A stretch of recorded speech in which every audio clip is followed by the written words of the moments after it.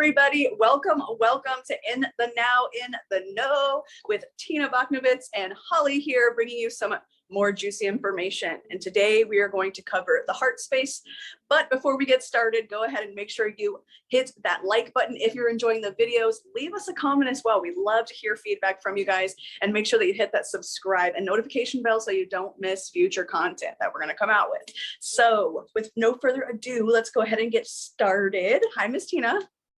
Hello, I'm so excited to talk about the heart chakra today. It is just the energy center that I live from really, truly, deeply, and it is just super transformational. So I'm really excited.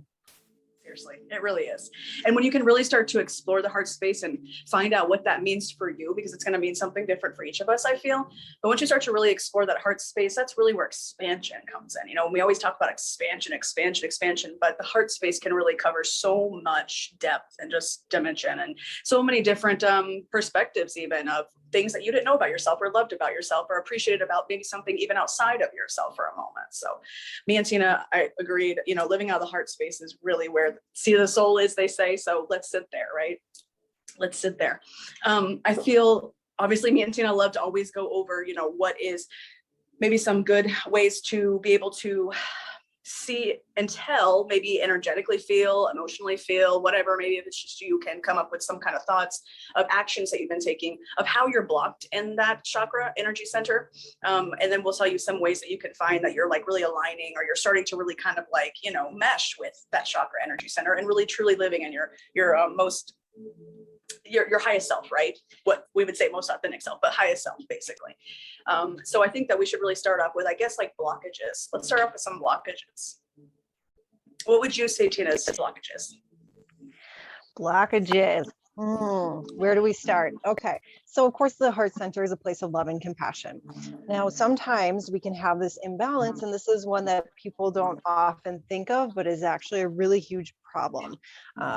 We all have this capability to connect in with love and compassion, and we tend to extend it towards other people to our own detriment. So we give, and we never allow ourselves to receive the same amount of love and compassion that we're extending towards other people.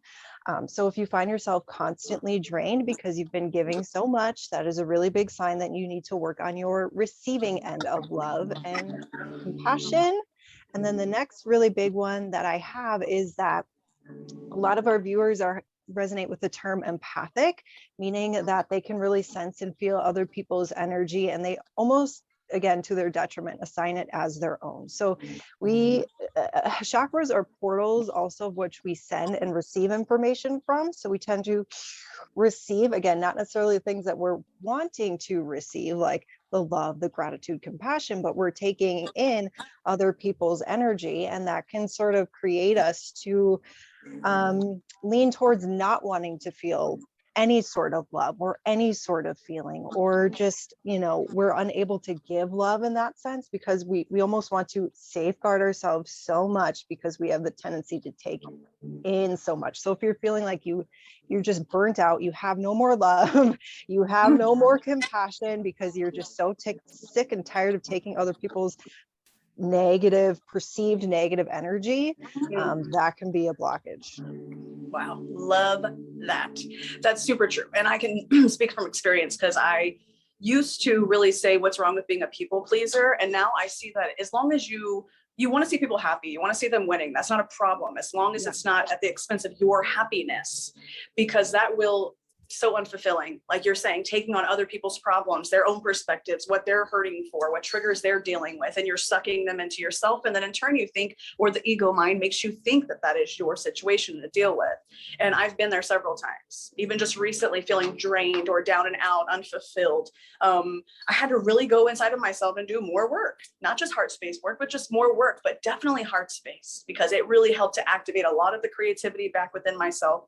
A lot of the authenticity within myself, which is what I really pride myself on. I don't want to get outside of those things. Like Tina's saying, I don't want to just suck in other like stuff. I don't want to say junk or garbage and try to dismiss that, but just anything that's not really serving me, you know, or my heart space or my expansion in this lifetime. So yeah, totally can agree with that. Hatred.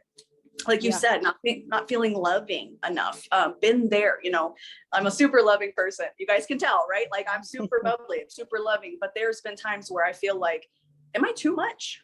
Am I too much loving? Like, because I don't feel very loved. But again, like Tina said, I haven't always really understood how to be loved, because that's something I had to deal with. And so when I started to receive love here and there, it felt odd to me. It took me time to really maneuver that water. Like even just with, like, if we're being real, Tina and I's relationship, you know, it took me a while to really want to bloom, I guess, past my own fears and insecurities, you see. And that's something that I could never say thank you enough, that she stood there as like a pillar and was like, look, like, this is cool, you know? And it really takes that though, like that deep dive into yourself and says, okay, like, why am I not accepting of love? Like, what am I so fearful of? What is this that's created here? But once you come out of here and you can come into the heart space and you can say, look, I trust myself. I trust who I am. I love that I'm a loving being. I can bring that back and not feel bad about it or think it's a weakness.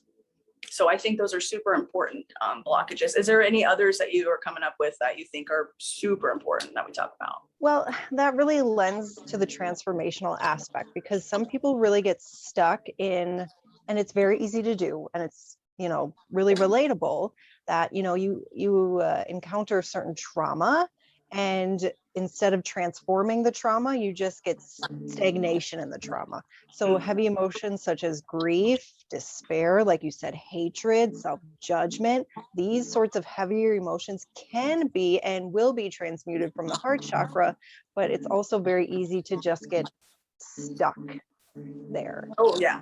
Especially when you're, like you're saying, like an overthinker, self-judgment comes in, you're going to weigh yourself down with all of those outside perspectives or whatever the stuff is that you're sucking in yourself, inside of yourself. And you're just like feeding yourself with all this, you know, junk, basically this, you know, bogging yourself down is what we should really say. So yeah, any of these things, fear, hatred, worry, blame, any kind of resentment towards love, receiving love. And I think that's important. Again, let's touch base on that. Like, not everybody is used to receiving love, like a pure love. You know, we have this like notion of what we think love is or what it should look like, or this expectation. But sometimes we overlook that. The ego like boosts it. And it's like, oh, we're overlooking it. Like, this can't be love because this is what I think love is. You see, so you're missing out on opportunity of true depth. From that. So yeah, no self-blaming or beating yourself up. That's not what we're trying to get you to do here. It's just coming to an awareness of self, truly bringing awareness to heart space and being able to explore those things like Tina's saying, because those will really hinder your journey, your soul growth, your mission, or whatever it is that you choose to call it. Other blockages, I think we pretty much touched on the main points. You guys are going to find that there's going to be other things that trigger and come up. It's layers. You're going to basically uncover yourself over time. It's the infinity. You know, that's really how I look at it. It's just constant coming back. So yeah, over time you'll find other things and uncover them, but at least you have the awareness and the knowledge. So I want you to go ahead and let them know what you think is most important for that, or we can move into where they can start to align with the heart space and really get in there. So alignment and the truth of unconditional love is something we're all born with. And you're not really going to have to strive that much in order to connect with it. Because again, you came into this world with that connection. And so you're essentially aligning with the truth of who you are when you're aligning with unconditional love. And again, it can feel, like you said, it feels weird because we are not programmed to come back to that space. Ever since we've been a child, there have been things that wanting us to pull away of that truth of who we are, that we are unconditional love and that it's okay to receive. It's all about, you have to give until you're dead, especially around now. The time we're recording is the holiday season where people just tend to deplete and not receive. So essentially all you have to do is to realign with the truth of that you are and always will be unconditional love. And if you're like, well, okay, but how do I do that? You just start connecting into the heart space. You just start taking a deep breath, bringing your hands to your heart, and maybe repeating, we love affirmations, repeating affirmations of, I am unconditional love. I receive unconditional love. I give and receive in equal amounts, and it's joyful to me. So I think that's the only thing you're ever going to have to do when it comes to the heart chakra. It's not hard. I agree. It's not hard. And you're so right. You come here with the connection and we get bogged down. Agreed. Yeah, it's easy to see past the veil when you can actually look past just like these crazy illusions that you create in your mind or what society really creates. Again, we're not like bashing you and saying poor you for doing this. No, like we all have to walk through that and really push past that to see what we really need to see. Or what we really need to understand the experience. Sorry, the cat was like jumping on me. What are you doing? Yeah, so just really being able to realize that you're there. It's already there for you. There's nothing special. You don't need to be like some super guru or some super genius to figure out what you feel and to get into love, you know? What happens, unfortunately, again, with society is that they bash you and say, you can't be this way all the time. It can't be this way all the time. And you choose how you want to be. They don't have to choose for you. Unfortunately, again, Tina's saying you're sucking in these other perspectives or ideals or feelings about how they feel about themselves or the world. And so you start to cut off your own kind of like mission or journey or whatever it is that you're doing. Start going into that. So yeah, just leaning into the heart space is the easiest thing to do. Actually, it's super fun. And yeah, you figure out a lot of stuff. Transformation, for sure.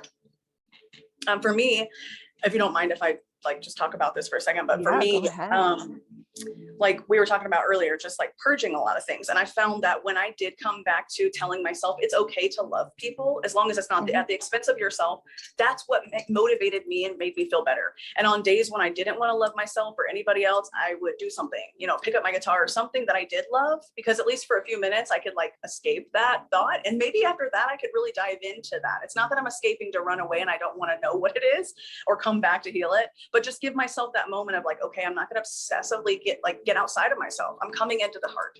We're coming into the heart right now. So I can just like kind of maneuver this, transform it into something else. So whatever you can do, jotting stuff down, going outside. Tina has tons of stuff that she loves to do too. So really anything, guys, that's you're passionate about, I would say, go for that. That'll help you with the heart space. I don't know if there's anything else that you wanted to add on top of that. Yeah, and there is. The last thing that kind of comes to mind is just the sheer importance of the heart chakra, right? We talked about all the important things that we all know, and we're like, okay, I know I should love myself. Okay, I know I should receive, but just beyond that, your heart chakra is the gateway between the lower and the upper energy centers. And in order for everything to be in communication, the heart chakra really has to be properly functioning, because you can sort of get stuck either in the upper chakras or the lower chakras if this isn't functioning correctly. And when this is our central point, and when if this is off of balance, the whole thing kind of starts to feel a little bit wobbly in a way.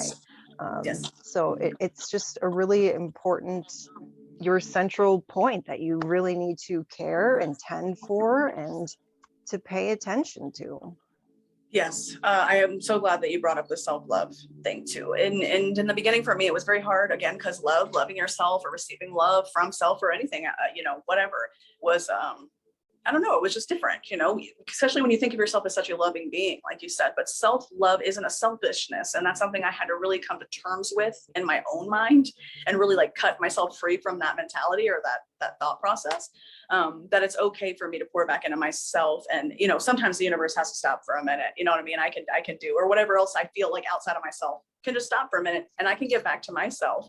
And even being a mother, sometimes I feel like I should really step back sometimes and do things for me, you know, and I do those things, but there's definitely, I feel there's times where I should do more, you know, and so that's something I'm working on within my own heart space and really being able to self-love myself and coming back to, okay, what really makes me happy? What makes me happy and passionate at the end of the day? Not what everybody else expects me to do or be, or what they expect me to be for them, but for me. And so that's really what self-love is. It's not just about getting your hair and nails done or all these like little things. Now, those are super good things to do and like relaxing good.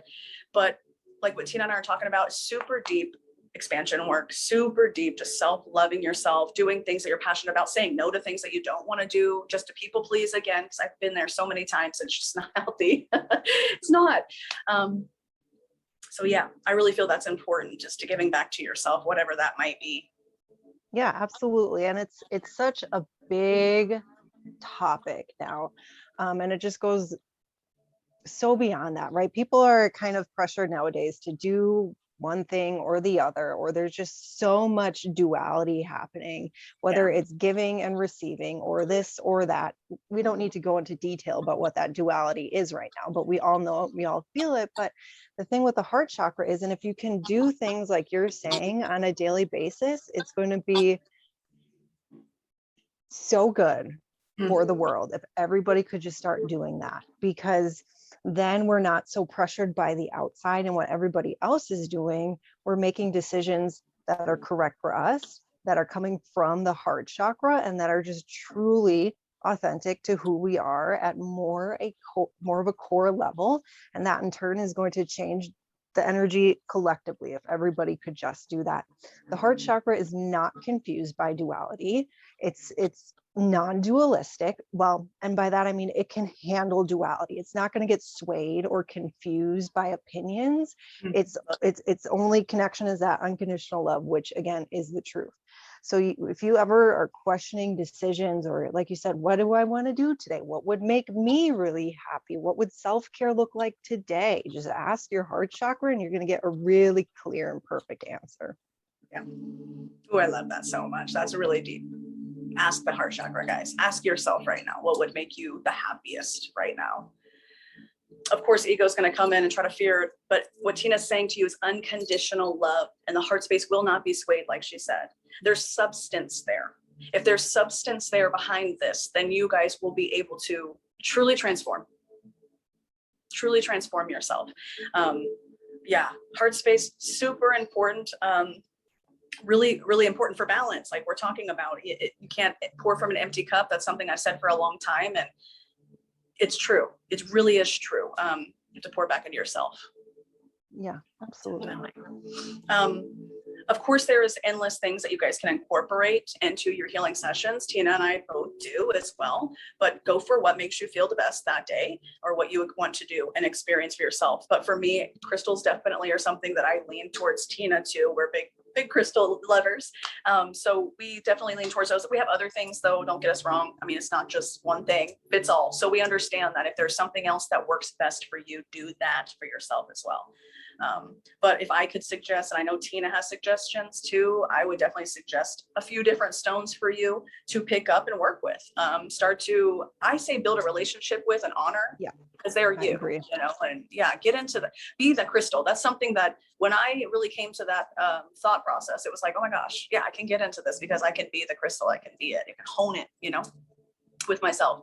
But just a few, if I were to, I'm going to say for me lately, I've really been digging pink amethyst. That's been an amazing one for me.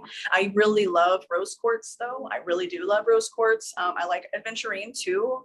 I like malachites, but yeah, just pink amethyst. I don't know. But what I know that you use probably some other ones too.